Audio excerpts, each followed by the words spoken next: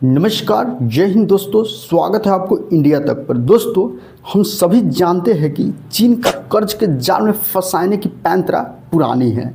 चीन पहले किसी भी देश को अत्यधिक कर्ज देकर उसे उसकी ज़मीन कब्जा करने, बंदरगाह कब्जा करने एवं एयरपोर्ट कब्जा करने के लिए जाने जाते हैं। एक ताज़ी घटना ने चीन के BRI प्रोजेक्ट के कारण नेपाल को दो गुटों में बांट दिया है।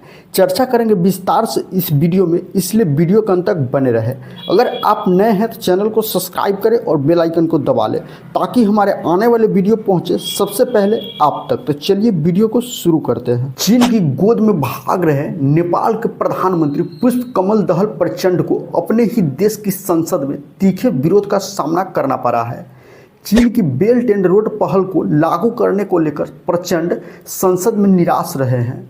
नेपाली सांसदों ने प्रचंड से कहा है कि वे नेपाल को भारत और चीन के बीच बारूद न बनाए।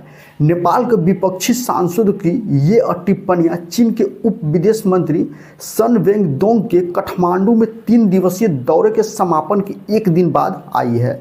ज़्यादातर नेपाली कांग्रेस के सांसदों ने चीन के BRI प्रोजेक्ट पर सवाल उठाए हैं और सरकार से BRI रूपरेखा समझौते को सदन में पेश करने और इस पर चर्चा करने के लिए कहा है। गुरुवार को सदन में बोलते हुए पूर्व विदेश मंत्री और नेपाली कांग्रेस के नेता NP सौद ने कहा कि सरकार को BRI के क्रियान्वयन पर स्थिति स्पष्ट करनी चाहिए।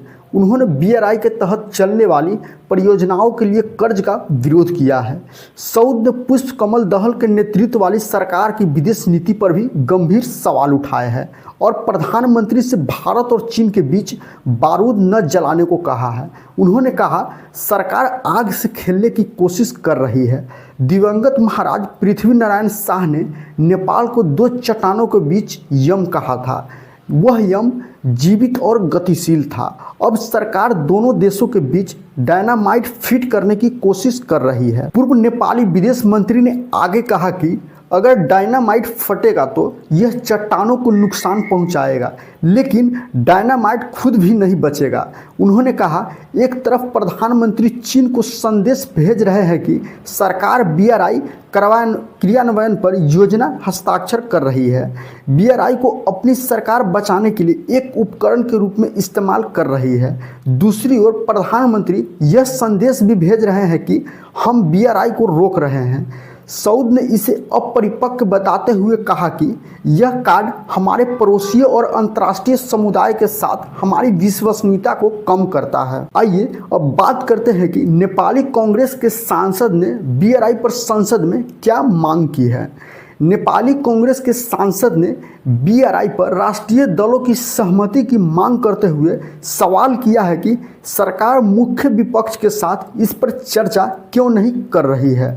सऊद ने कहा, अगर हम BRI के लिए ऋण लेने जा रहे हैं तो यह हमारे लिए अस्वीकार होगा। नेपाली कांग्रेस के एक अन्य सांसद राजेंद्र बजनन ने BRI ढांचे पर दोनों देशों की हस्ताक्षरित समझौतों को सार्वजनिक किए जाने की मांग की है।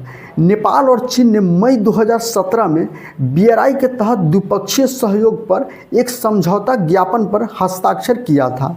बजगैन ने कहा कि हम नहीं जानते हैं कि BRI क्या है, इसलिए BRI को संसद की चर्चा का विषय होना चाहिए।